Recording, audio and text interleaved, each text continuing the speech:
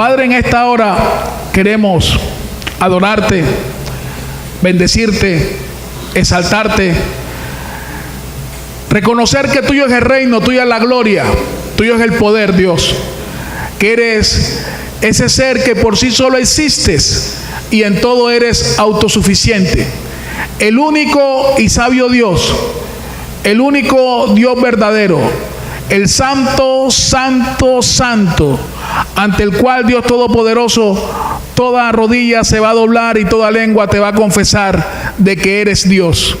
En esta hora, Padre Santo, queremos manifestarte nuestra absoluta y total necesidad y dependencia de ti, Señor. Queremos pedirte, Padre Celestial, que hagas que nuestros corazones hoy sean una buena tierra donde la semilla de tu palabra sea sembrada, produzca el fruto al 100%, Dios. Te amamos, Padre, y te pedimos, Dios Todopoderoso, para que sea tu presencia, haciendo en todos y cada uno de nosotros lo que tú bien quieras hacer, Señor.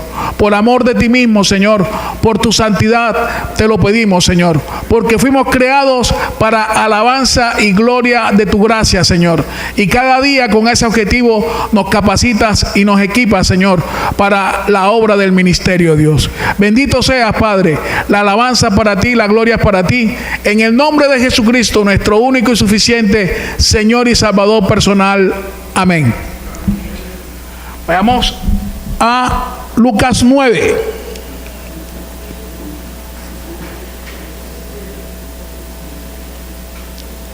Quien no tiene Biblia, por favor que levante la mano para hacerle llegar una.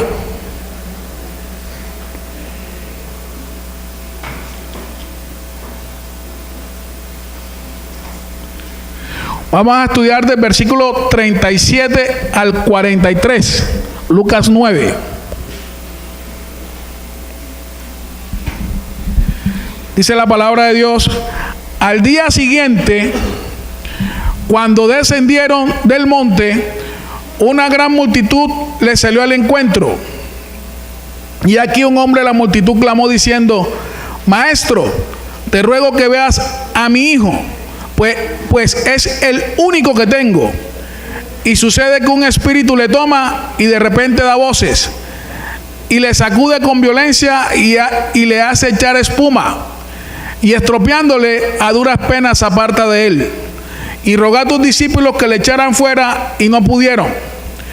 Respondiendo Jesús dijo: oh generación incrédula y perversa, ¿hasta cuándo he de estar con vosotros y os he de soportar? Trae acá a tu hijo. Y mientras se acercaba el muchacho, el demonio lo derribó y le salió con violencia. Pero Jesús reprendió al espíritu inmundo y sanó al muchacho y se lo devolvió a su padre. Y todos se admiraban de la grandeza de Dios. Al día siguiente ¿de qué? Al día siguiente de lo que estudiamos la semana pasada, de lo que pasó en el monte de la transfiguración. Y todos estudiamos la vez pasada de que Jesús subió al monte y en ese monte se comenzó a orar, y en medio de esa oración dice el texto que su rostro comenzó a resplandecer más brillante que el sol, y que sus vestiduras se hicieron más blancas que cualquier vestidura lavada por jabón, dice en uno de los evangelios. Y vemos que ahí se manifestó la gloria de Dios, en ese monte, a tal punto que los apóstoles que acompañaron a Jesús, Pedro, Jacobo y Juan, experimentaron la presencia de la gloria de Dios en ese momento, a tal punto que querían quedarse en ese lugar. Dijo Pedro que maestro, te hacemos 3 enramadas, una para ti, otra para Elías y otra para Moisés. Y tuvieron ese momento de gloria, ese momento en la presencia de Dios, ese momento donde escucharon la voz del mismo Dios. Pero siempre los tiempos de gloria, los tiempos de la presencia de Dios en la cronología de nuestro diario vivir tienen un punto de inicio y un punto final. Y cada vez que nosotros entramos a la presencia de Dios, lo normal es que experimentemos esa gloria de Dios en nuestra vida.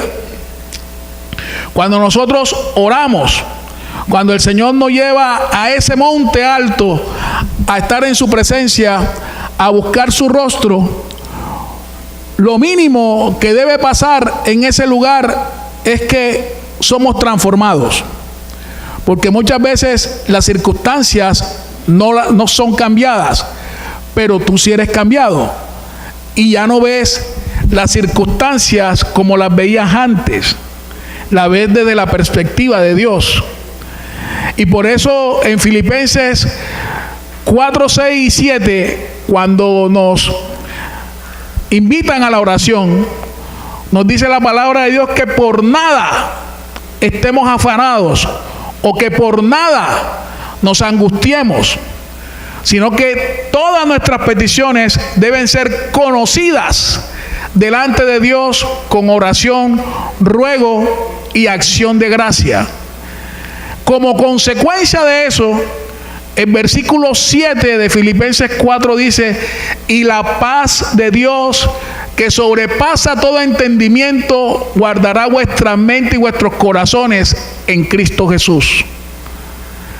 De cuando verdaderamente tenemos un tiempo de oración, un tiempo de intimidad, de comunión con Dios, cuando echamos todas nuestras cargas y nuestras ansiedades sobre Él, como dice su palabra, lo que debemos experimentar nosotros en la transformación es que esa paz de Dios, que sobrepasa todo entendimiento humano, guarde nuestra mente y nuestro corazón en Cristo Jesús. De pronto las circunstancias no son cambiadas, pero tú si eres cambiado y comienzas a ver las circunstancias desde la perspectiva de la paz de Dios. Y comienzas a entender de que Dios está en control de todo. Entonces, vas a Jesús con los discípulos, siempre hay un día siguiente. Cada vez que estamos en la presencia, en la gloria de Dios, que inicia en un momento determinado y finaliza en un momento determinado, viene el día siguiente. Y el día siguiente no sabemos qué nos va a deparar. No sabemos qué va a venir en ese día siguiente. Pero si vienes lleno de la presencia de Dios, lleno de la palabra de Dios, lo que se te presente al día siguiente lo vas a enfrentar a la manera de Dios y no a la manera humana. Entonces Jesús baja con los discípulos y dice que cuando bajan del monte al día siguiente, dice que había una gran multitud y le salió al encuentro. He aquí un hombre de la multitud, versículo 38, clamó diciendo: Maestro, te ruego que veas a mi hijo, pues es el único que tengo. En Marcos 9 está este relato también. Y en Marcos 9 está más amplificado. Y en Marcos 9 dice, a la izquierda de Lucas, en Marcos 9 dice que cuando Jesús llegó, sus discípulos estaban discutiendo con los escribas o con los intérpretes de la ley. Y que en medio de esa discusión llega Jesús y Jesús dice: ¿cuál es el motivo de la discusión? Y cuando Jesús pregunta cuál es el motivo de la discusión, dice que apareció el personaje que leímos ahorita, ese hombre que manifestaba que tenía a su único hijo con un problema de posesión espiritual, de posesión demoníaca. Y el relato nos presenta eso. una circunstancia que la única respuesta de la solución a esa circunstancia estaba en Cristo.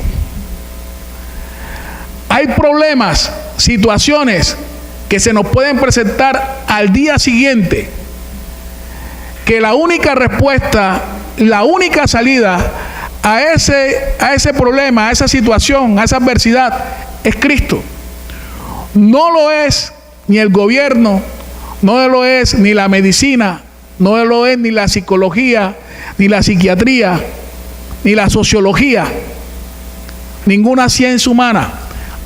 Hay ciertas problemáticas del ser humano, sobre todo las espirituales, que la única respuesta, la única salida y la única alternativa que hay es Cristo. Y aquí vemos cómo este padre, en Marcos dice que desde niño ese joven tenía esas experiencias con ese espíritu, con ese demonio. Y no dice relato todo lo que el padre hacía durante todo el transcurso de su vida para resolverle el problema del niño, que ahora era un joven. Pero ténganlo seguro, y ustedes como padres pueden dar respuesta, ¿qué no hace o qué no haría un padre para resolver la problemática de un hijo? Y de seguro, dentro de la discusión que tenía los discípulos de Jesús con los maestros de la ley, era de pronto llegando a ese tema. De pronto, en medio de la discusión, y muchas veces nosotros somos expertos en entrar en discusiones, sobre todo en discusiones espirituales y teológicas, porque ahí estaban los discípulos de Jesús, que a principio de Lucas 9, Jesús los había comisionado a los apóstoles, y dentro de la comisión les había dado la autoridad para expulsar demonios. Pero en este momento, en este caso, no habían podido hacerlo. Y quién sabe si los escribas estaban ahí y estaban viendo todo lo que estaba sucediendo y comenzaron a entrelazarse en esa disputa doctrinal, en esa disputa teológica, en que muchas veces nosotros incurrimos en eso. Comenzamos a discutir sobre temas espirituales y discusiones que no van a llegar a ningún fin, de que si los dones cesaron, de que si hoy se habla en lengua, no se habla en lengua, de que si hoy se diezma o no se diezma, de que si hoy, que si se va a la iglesia el sábado, se va a la iglesia el domingo, y comienzan una serie de discusiones doctrinales, teológicas, que si el bautismo es por inmersión o por aspersión, cantidad de cosas, y realmente que si la salvación se pierde o no se pierde, cualquier discusiones teológicas en la que entramos nosotros como discípulos de Cristo de pronto con otras personas que hacen parte de otras denominaciones y de otras congregaciones, pero el problema está ahí. No nos convertimos en la solución al problema, y nosotros expertos en discutir, y allá afuera la gente experimentando los problemas espirituales, y sabiendo nosotros que la única respuesta a esos problemas espirituales es Cristo Jesús, y que nosotros tenemos la bendición de ser hoy sal de la tierra y luz del mundo, de llevar a Jesús a donde no lo conocen, a donde hace falta Jesús, que es en todas las vidas. Que no lo tenga, hace falta Jesús.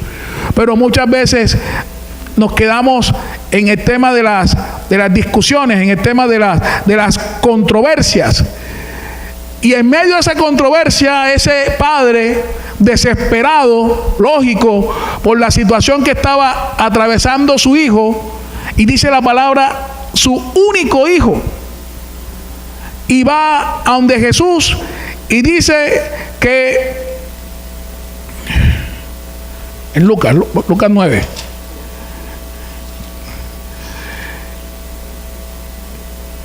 y dice que clamó diciendo, sí, pidió ayuda, auxilio, una manera de demostrarle ese hombre a Jesús que el único que le podía resolver ese problema de su hijo desde que estaba niño era Jesús, nadie más.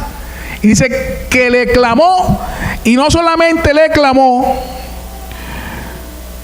sino que le manifestó la circunstancia tal cual como estaba sucediendo. Nosotros cuando vamos a Dios tenemos que decirle en detalle la situación, aunque Dios la conozca. Jesús fue claro: vuestro Padre sabe de qué cosa tenéis necesidad aún antes que se la pidamos. Pero Dios quiere que se la pidamos, porque cuando se la pedimos le manifestamos necesidad y dependencia de Él. Jesús sabía lo que estaba pasando. Dios sabe siempre lo que está pasando en nosotros y alrededor de nosotros, pero Él quiere que nosotros se lo manifestemos, porque de esa manera estamos reconociendo de que somos impotentes y que el único omnipotente del cual debemos depender para resolver las circunstancias del día a día es Dios. Entonces el Padre le manifiesta la situación en particular que estaba experimentando su hijo. Y dice el versículo 39, y sucede que un espíritu le toma y de repente da voces y lo sacude con violencia y le hace echar espuma, y estropeándole a duras penas se aparta de él. Sí, ahí estamos hablando de una posesión demoníaca. Estamos hablando de una posesión demoníaca. Lo que está narrando el padre que le sucede a su hijo, y el texto es claro cuando dice que un espíritu le toma. Más adelante vamos a leer que Jesús, en el 42, vamos a leer que ese espíritu, Jesús, la palabra lo identifica como un demonio. Y la palabra de Dios habla de la existencia del diablo y los demonios. Algo que los cristianos les da miedo hablar. Parece que fuese un tabú cuando hablan esos temas. No hablemos de eso. Mejor no hablemos de eso. Cuando la palabra es clara de que nos habla de una manera detallada sobre estos seres espirituales, porque existen. Es más, de las cosas más poderosas que el diablo usa para tener cautivo a la humanidad que no está con Él, que no está con Dios, es tratar de decir que Él no existe y atribuirle las problemáticas de la humanidad a otras circunstancias. Él es especialista en hacerle creer a la gente de que Él no existe, de que el infierno no existe, de que eso es un invento de los cristianos. No, esto está consignado en la palabra de Dios, y como tal, como está en la palabra de Dios, es verdad. Entonces, ¿cuál es el origen de estos seres espirituales? Estos seres espirituales, enemigos de Dios, que están siempre actuando en contra de la voluntad de Dios, su origen fue, de acuerdo a Ezequiel 28 y a Isaías 14, su origen fue cuando el Señor expulsó al diablo, cuando se rebeló en el cielo en contra de él. Eso está en Ezequiel 28 y en Isaías 14. El diablo quiso hacerle golpe de estado a Dios, se rebeló en contra de Dios, quiso sentarse en el trono de Dios, quiso ser semejante a Dios, dice la palabra de Dios, y dice que el Señor lo expulsa del tercer cielo. Y que cuando lo expulsa es arrojado junto con él una tercera parte de los ángeles. Y esa tercera parte de los ángeles que fueron expulsados junto con el diablo, después de que quiso darle golpe de estado a Dios, fueron los que se convirtieron en los demonios. Y dice la palabra de Dios que son nuestros enemigos y que de una u otra forma siempre quieren tratar de dañar a la humanidad, porque la humanidad está hecha a imagen de Dios. Como ellos no pueden contra Dios, entonces quieren pelear en contra de la imagen de Dios para, haciéndonos daño a nosotros, de una u otra forma hacerle daño a Dios. Entonces, esto era lo que causaba con este muchacho. Era un problema de posesión demoníaca, que hoy siguen habiendo esos problemas espirituales. Esos problemas espirituales se siguen presentando. Es más, muchos, por no decirlo todos, los problemas psicológicos y sobre todo los psiquiátricos, esas personas que dicen que ven cosas, que oyen cosas, que sienten cosas, que los psiquiatras dicen que están locos y le mandan una cantidad de pastillas. La gran mayoría de esas situaciones son manifestaciones del reino de las tinieblas, sino que se le quiere dar una explicación humana, una explicación científica a algo que tiene únicamente una explicación espiritual. Y en Efesios 6, vayamos a Efesios 6, la palabra de Dios nos dice de qué manera nosotros, por el poder del Espíritu Santo, podemos hacer frente a estas situaciones.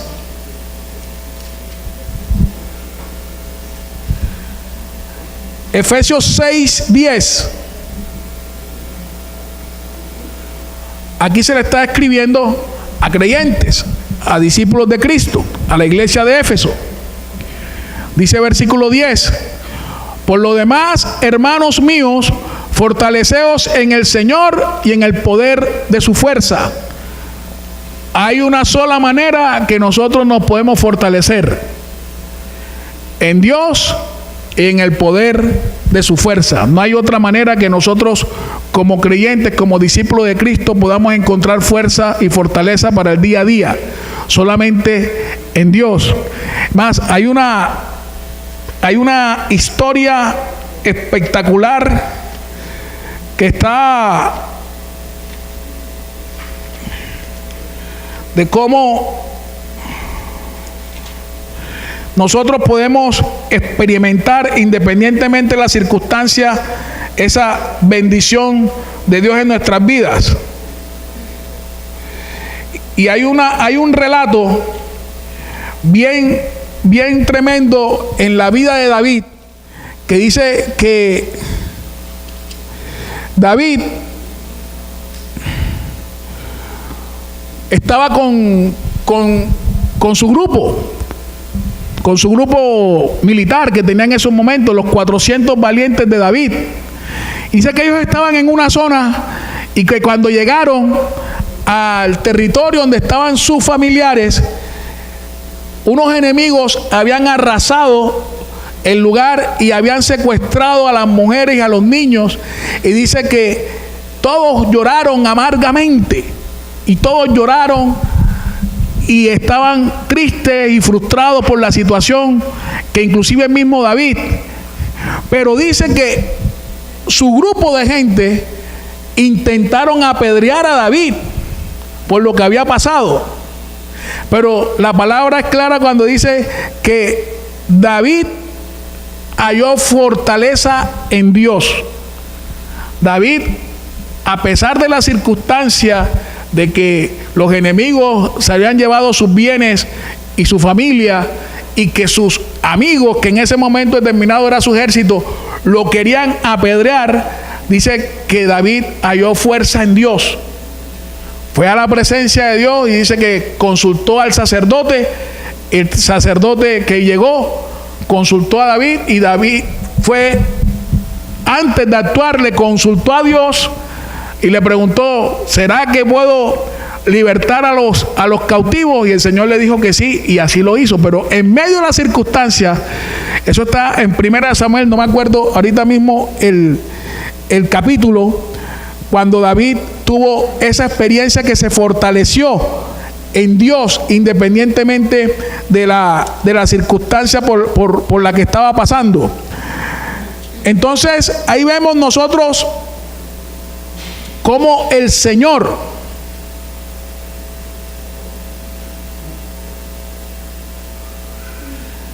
mira, eso está en 1 Samuel 30. 1 Samuel 30.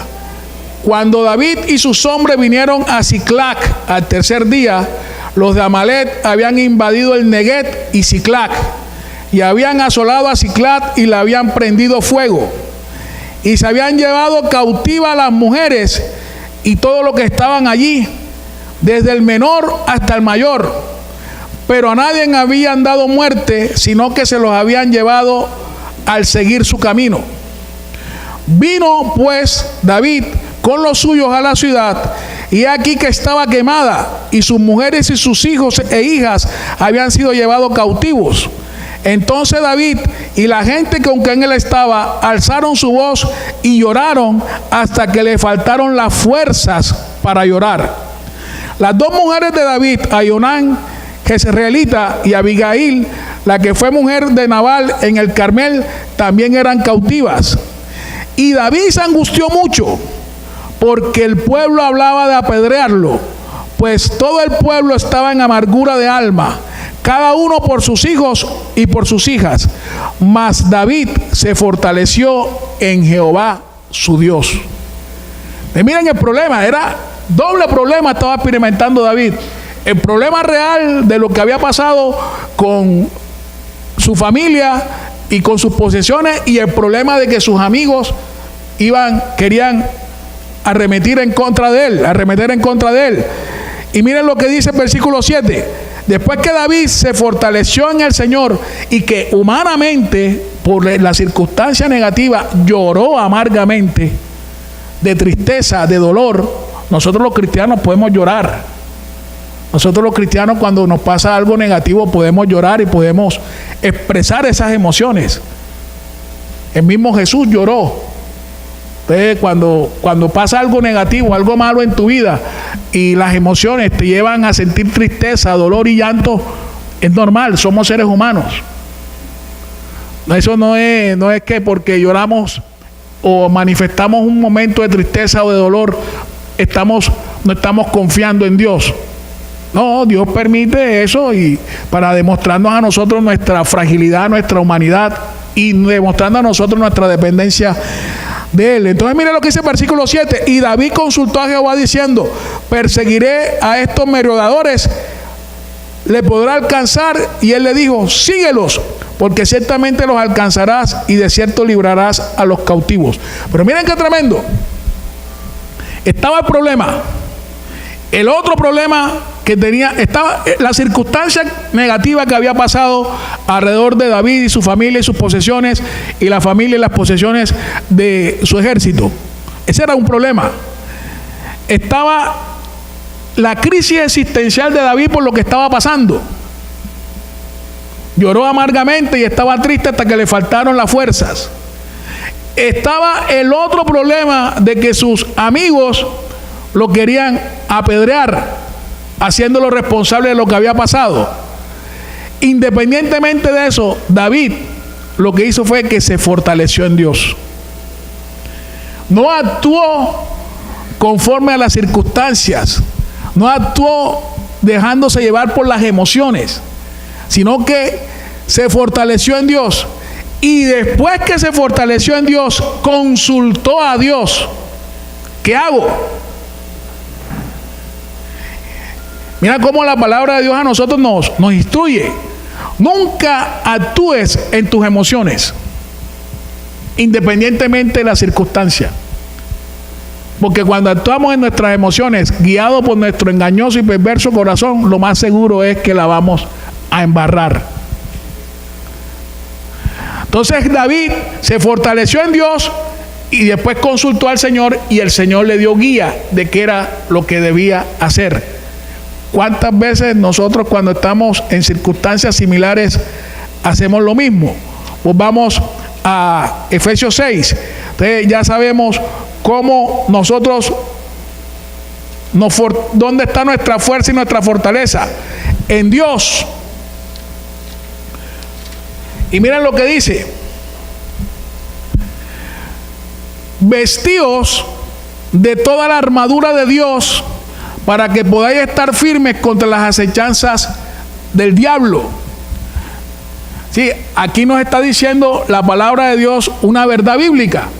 El diablo nos está constantemente acechando. Es más, dice en 1 Pedro 5 de que él anda como león rugiente a ver a quién puede devorar. Pero la palabra de Dios nos dice de qué manera nosotros estamos firmes en contra de ese proceder de él. Más que todo que nosotros estamos guardados por Dios. Nosotros estamos resguardados por Dios.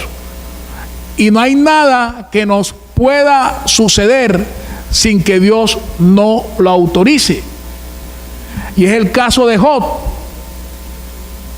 Cuando vayan a su casa, lean Job 1 y vean que Job, cuando el diablo lo toca y le quita en un día sus bienes y su familia, fue por autorización de Dios, fue con permiso de Dios. A tal punto que el Señor le dijo: no te metas con su vida. Y le quitó todo lo demás. Pero al final del capítulo 1 dice que Job no encontró despropósito alguno en todo lo que había sucedido.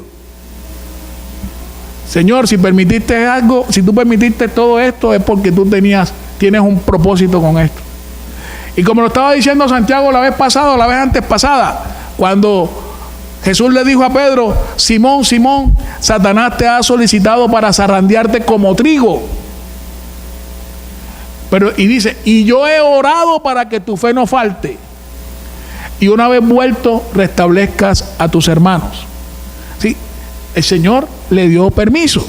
Y vemos cómo zarandeó a Pedro, negó 3 veces a Jesús, lloró amargamente por haber negado a Jesús. Después Jesús lo restauró. En Juan 20, Pedro, ¿me ama? Sí, Señor, tú sabes que te amo. Pedro, ¿me ama? 3 veces le preguntó, y las 3 veces Jesús le dijo: apacienta mis ovejas, cuida mis ovejas, alimenta mis corderos. Y lo restauró, y de ahí en adelante Pedro se convirtió en uno de los líderes visibles de la iglesia. Entonces, lo que Jesús le dijo: yo he orado para que tu fe no falte, y una vez vuelto restablezca a tus hermanos. Así lo hizo Jesús. Independientemente de las circunstancias, esas circunstancias que nos pasen, sea que las originemos nosotros mismos por nuestras desobediencias, o Dios permita que el reino de las tinieblas cause algún daño en nuestras vidas, Dios está en control de todo. Y acuérdense de que ni la vida, ni la muerte, ni lo alto, ni lo profundo, ni ángeles, ni principados, ni potestades, ni lo presente, ni lo porvenir, ni ninguna otra cosa creada nos podrá separar del amor de Dios que es en Cristo Jesús, Señor nuestro.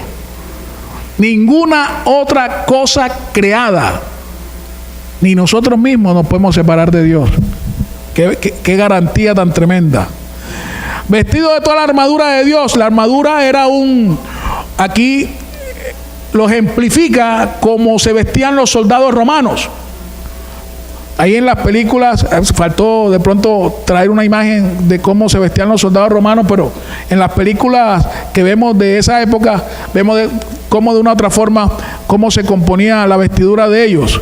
Para que podáis estar firmes en contra de las acechanzas del diablo. Versículo 12.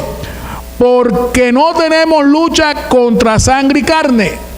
Ahí nos está diciendo la palabra de Dios que la pelea, la lucha, la contienda del creyente no es contra seres humanos. No son contra personas de carne y hueso, sino lo que rige a esas personas. Dice la palabra de Dios en Efesios 2. Miren cómo dice Efesios 2, una página a la izquierda. Efesios 2. Vamos a leer el 1 y el 2 para que nos demos cuenta nosotros quiénes rigen a las personas que no están con Dios. Y estas son verdades bíblicas que no podemos esconder ni negar. Y Él os dio vida a vosotros cuando estabais muertos en vuestros delitos y nuestros pecados. Ese era nuestro pasado. ¿Y cómo era eso? En los cuales anduvisteis en otro tiempo, siguiendo la corriente de este mundo, conforme al príncipe de la potestad del aire, el espíritu que ahora opera en los hijos de desobediencia. Palabras más, palabras menos, quien no está gobernado por el Espíritu Santo, está gobernado por el príncipe de la potestad del aire.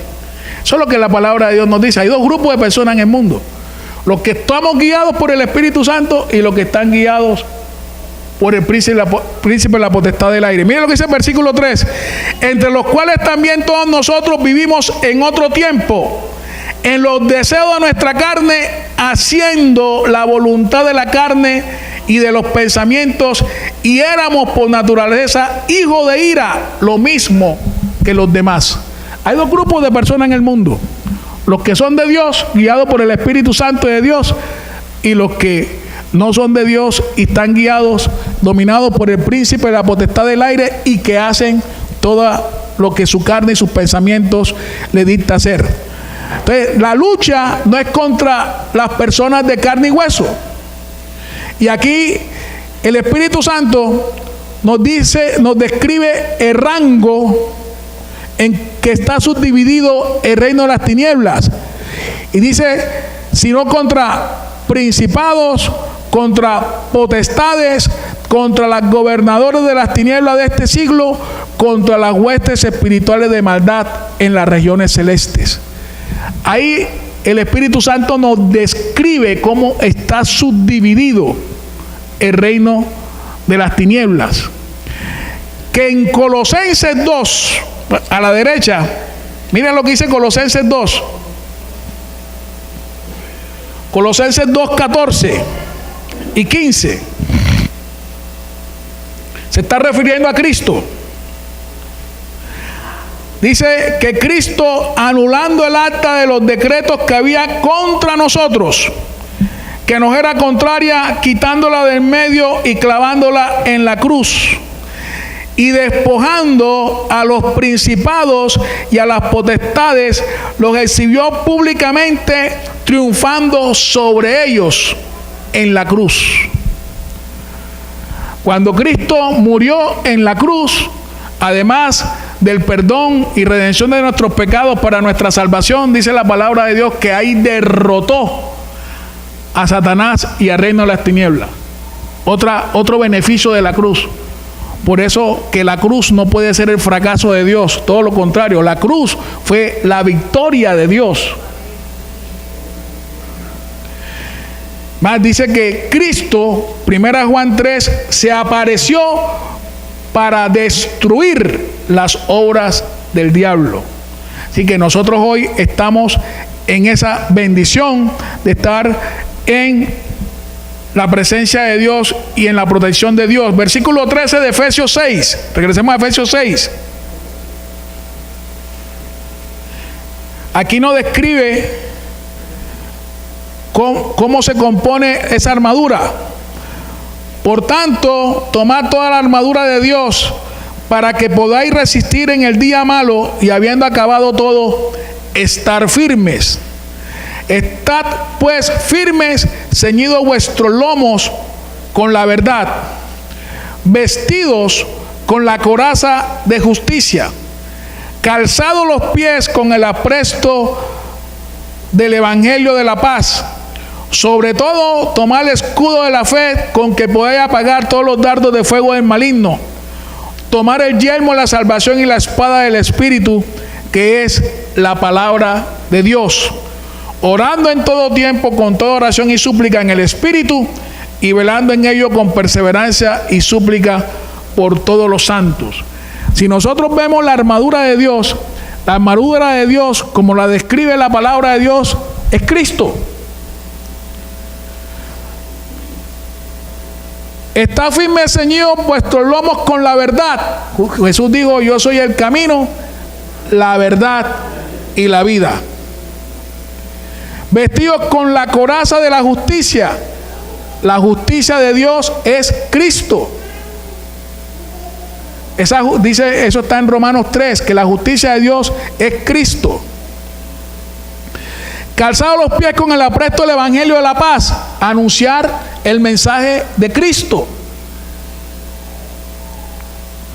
Sobre todo tomar el escudo de la fe. Dice Hebreos 12 que Jesús es el autor y consumador de la fe.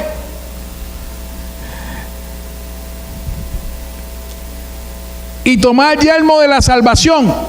La salvación, nuestra salvación es Cristo, y la espada del Espíritu, que es la palabra de Dios, es Cristo. En el principio era el verbo, y el verbo era con Dios, y el verbo era Dios. En el principio era la palabra. Entonces, la armadura de Dios es Cristo.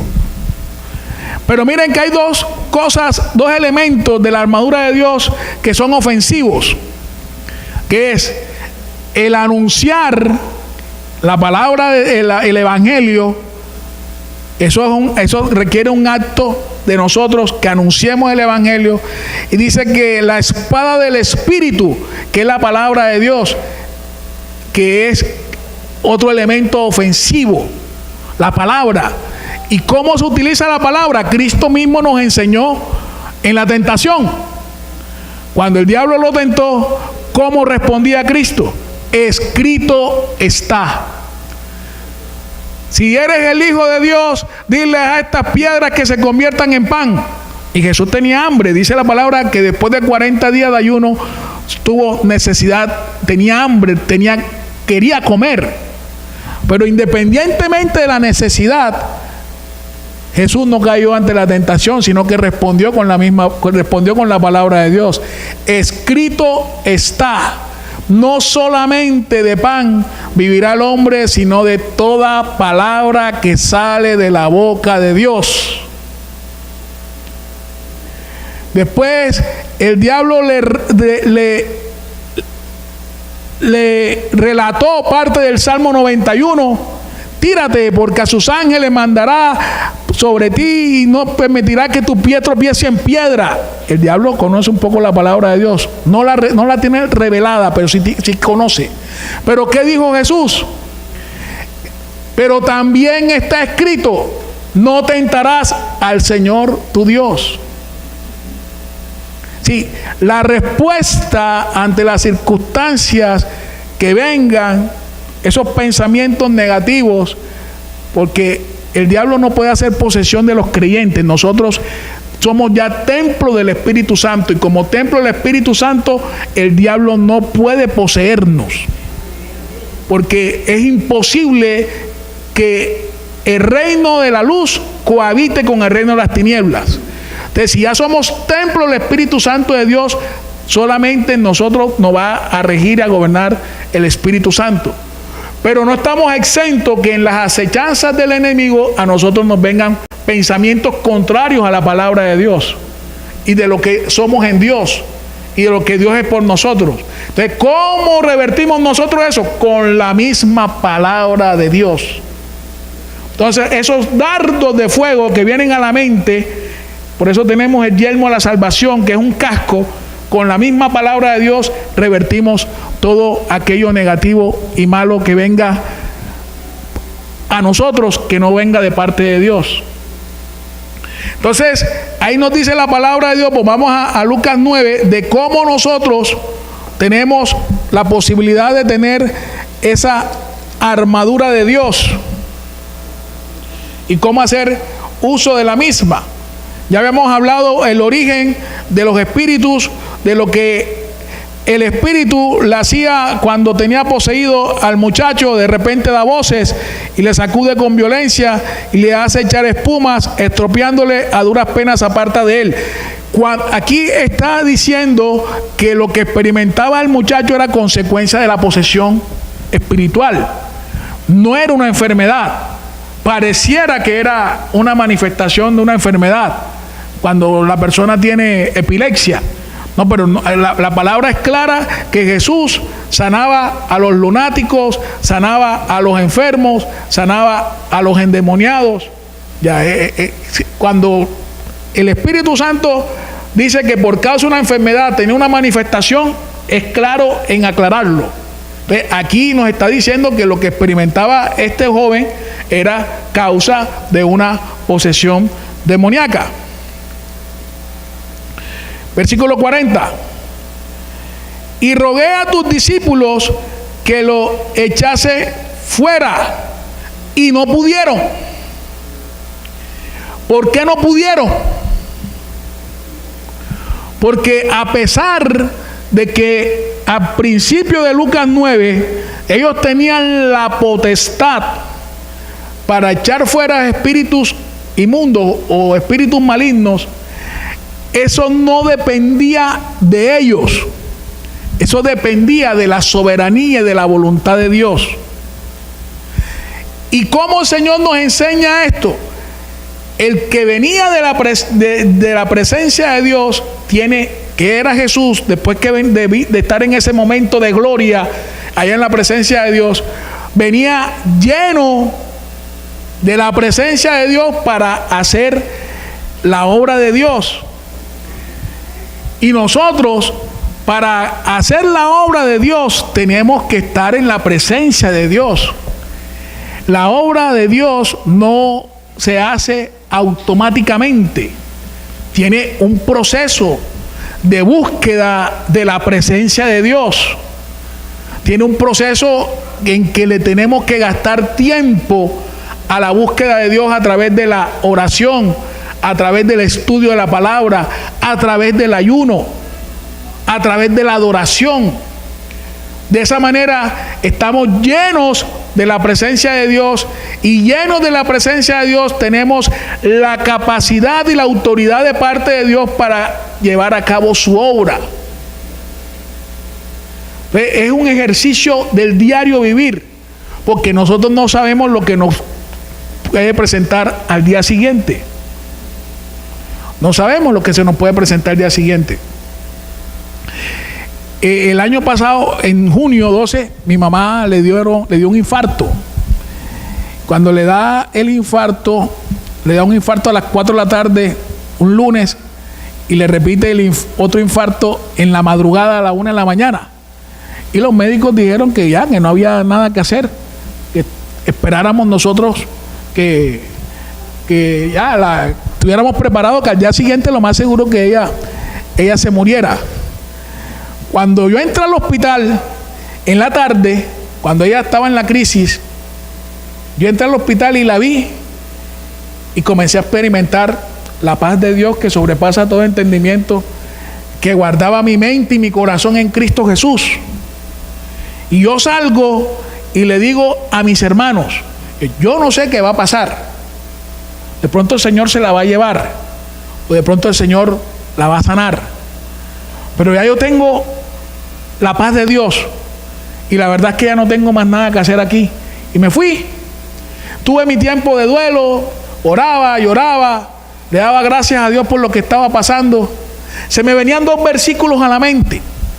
Se venía ese versículo que Jesús le dijo a los discípulos: por cuanto yo vivo, vosotros también viviréis.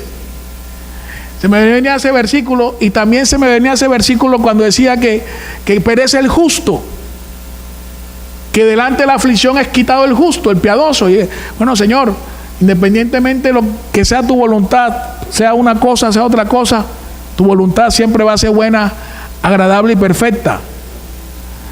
Pero a partir de ahí, al día siguiente, cuando ya supuestamente ya mi mamá iba a fallecer, que mi hermano mayor entró a cuidados intensivos, cuando sale me dice: yo no sé qué está pasando, pero yo le hablé y ella me buscaba con la mirada, y supuestamente ella le había dado iba a quedar con un daño neurológico. Y a partir de ahí comenzó el proceso de recuperación de una manera gloriosa de Dios en mi mamá. Y a mí me da risa porque cuando yo subía a cuidados intensivos, los médicos, en su profesión de médico, que daban el informe siempre era negativo. Pero cuando me lo daban a mí, yo me reía. Entonces el médico me quedaba mirando como que, yo me reí. No, ya, tú das el informe, que ahorita que tú digas el informe, yo oro. Y oraba como dice la palabra de Dios: y en mi nombre colocarán las manos sobre los enfermos y estos sanarán. Y yo le colocaba la mano a mi mamá. Y decía: Señor, dice tu palabra que Jesús llevó cautiva toda dolencia y toda enfermedad, y que por la llaga de Jesús hemos sido sanados y curados. Oraba en ese sentido.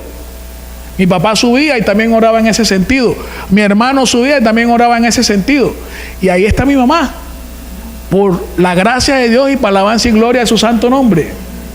Pero debemos actuar conforme a lo que la palabra de Dios nos dice, la autoridad que nosotros tenemos en Cristo para llevar a cabo su obra. Pero todo eso en la presencia de Dios, únicamente en la presencia de Dios. Versículo 41, miren lo que responde Jesús. Respondiendo Jesús dijo: oh generación incrédula y perversa. Sí, Jesús gritó: generación incrédula y perversa, ¿hasta cuándo ha de estar con vosotros y os he de soportar? Ahí no se estaba refiriendo a los discípulos, ahí se estaba refiriendo a los que no creían en Él.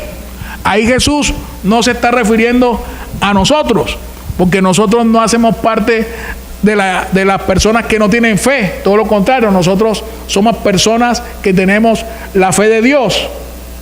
Y dice que hasta cuándo ha de estar con vosotros. Jesús, de acuerdo a la palabra de Dios, nosotros somos su cuerpo. Sí, Jesús está todo el tiempo con nosotros. Dice Efesios 2 que hoy nosotros estamos sentados en los lugares celestiales juntamente con Cristo. Sí, ahí Jesús no se está refiriendo a la iglesia, se está refiriendo a los que no creían, a los maestros de la ley que están en Marcos 9. Traer acá a tu hijo. En el relato de Marcos, Jesús dice una palabra que es espectacular, que tiene que ver con algo que el Señor nos dice hoy a nosotros y que nos lo debe afirmar. Versículo 23 de Marcos 9, Jesús le dijo: si puedes creer, al que cree, todo le es posible. Si puedes creer, al que cree, todo le es posible. Está hablando del todo, no está hablando de todo, tus caprichos, tus deseos, tus anhelos, no. Está hablando todo lo que esté conforme a la voluntad de Dios. Al que cree, todo le es posible. Y miren lo que dice el padre del muchacho en el versículo 24. Demostrando necesidad y dependencia de Dios, de Marcos 9. Estamos en Marcos 9, versículo 24. E inmediatamente el padre del muchacho clamó y dijo: creo, ayuda mi incredulidad. Muchas veces nosotros pasamos por esos momentos de dudas, esos momentos que a veces fallamos en la fe, pero le pedimos: Señor, ayuda a nuestra incredulidad. Y la fe es un músculo que cada día debemos ejercitarlo para que se fortalezca. Es como un músculo. Y la fe solamente se ejercita y solamente crece con la palabra de Dios. Romanos 10, 17 dice que la fe viene por el oír, y el oír la palabra de Dios. Es la única manera que la fe crece. Por el oír, y el oír la palabra de Dios.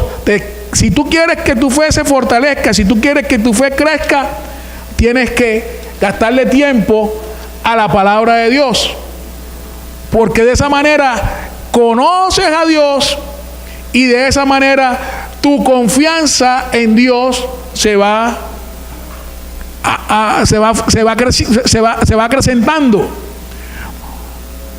La fe, la confianza viene del conocimiento. Tú no puedes confiar en alguien que no conoces.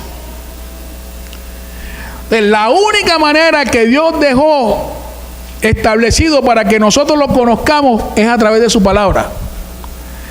A la medida que tú vas conociendo a Dios, al estudiar su palabra, tu confianza en Él se va acrecentando. Entonces, por eso es necesario estudiar la palabra de Dios. Por eso es necesario orar de acuerdo a la palabra de Dios. Vamos a Lucas 9.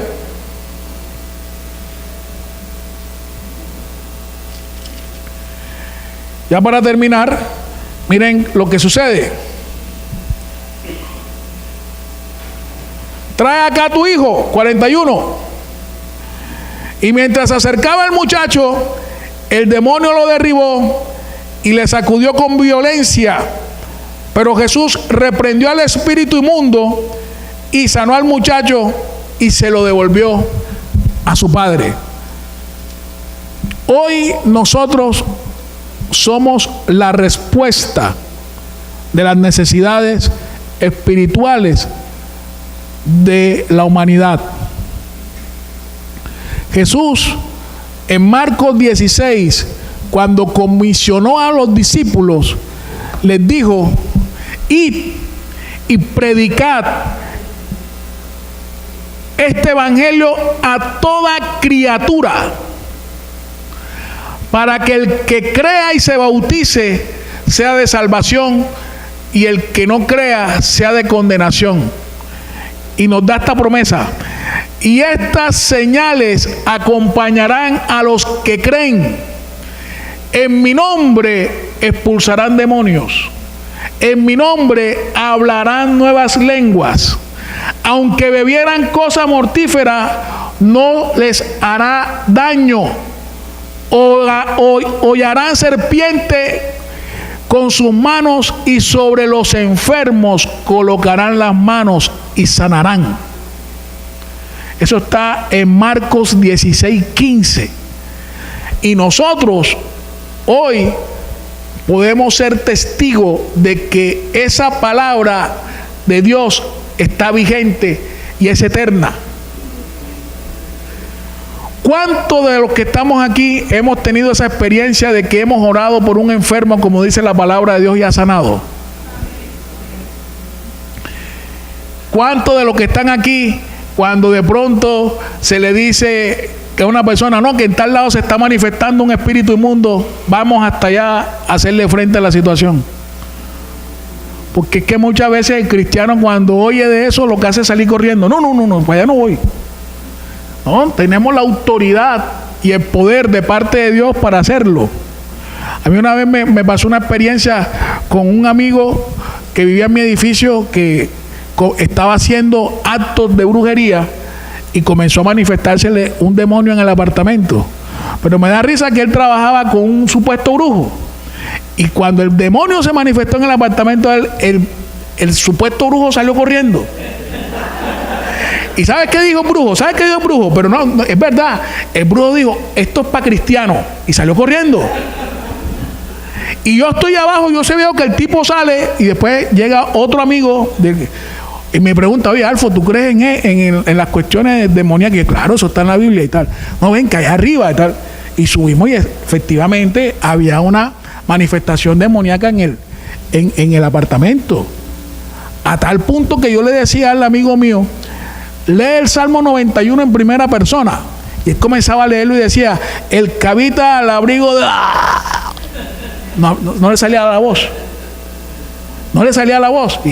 Y entonces, miren, esto, el Señor es testigo de que esto es verdad. Eran como las 12:30 de la noche. Y en ese momento le sonó el teléfono fijo. Y cuando él responde, una bruja de Barranquilla le dice: ¿qué estás haciendo? Miren cómo es el mundo espiritual de real. Ella estaba dormida y ella dice, le dijo a él que cuando estábamos haciendo lo que estaba haciendo, tenía un libro en su mesa de noche y el libro se le cayó al piso. El pelado, a partir de ahí, comenzó a ir conmigo a la iglesia y comenzó a experimentar la liberación en Dios. Pero él tenía un problema. Él le quería aprender velas a Dios y velas al diablo. Entonces, a la manera, si es a la manera de Dios, es solamente a la manera de Dios. Un cristiano no puede estar viniendo aquí a la iglesia y mañana leyendo el horóscopo. No, eso, o leyéndose las cartas, un cristiano no. Hay que creer es a la manera de Dios, a como Dios estableció en su palabra cómo debe ser la fe. Y eso sucedió así, y yo fui el primer sorprendido de eso. Cómo el mundo espiritual trabaja a la velocidad de la luz. Entonces, cosas tremendas suceden en el mundo espiritual que nosotros con los ojos naturales no sabemos. Y el versículo 43, después que el Señor hizo la liberación y se lo entregó sano a su hijo, dice, y todos se admiraban de la grandeza de Dios. Dios en su soberanía permitió que ese muchacho desde niño experimentara esa posesión espiritual de las tinieblas. Es más, en Marcos 9 dice que a veces el espíritu lo tomaba y lo quería matar, echándolo en el fuego y echándolo en el agua. Pero en su soberanía Dios permitió que ese muchacho o ese joven desde niño experimentara todo eso. Dios en su soberanía lo resguardó hasta que llegó Jesús, para que hoy nosotros podamos leer que todos se admiraban de la grandeza de Dios. Entonces nosotros podemos ser testigos oculares de la obra de Dios. Solamente tenemos que atrevernos. Tenemos que atrevernos. Señor, como lo dice tu palabra, así voy a actuar. Atrévete. Atrévete, comienza por lo sencillo. Si tienes un enfermo, un familiar, un amigo, un conocido, ves y ora y el Señor lo sanará. Mira, una vez me pasó un caso con un amigo.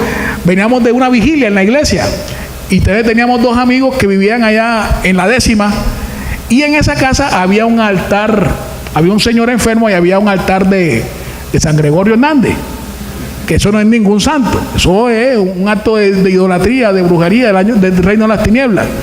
Y ellos tenían unos perros allá y dicen que a las 12 de la noche esos perros comenzaban a aullar.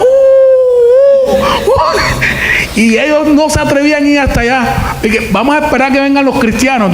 Se burlaban de nosotros. Pero cuando llegué, yo con mi... Nasir no está por aquí. Era Nasir y yo, fuimos los que llegamos. Y fuimos allá y oramos. Y todo lo que estaba pasando ya cesó.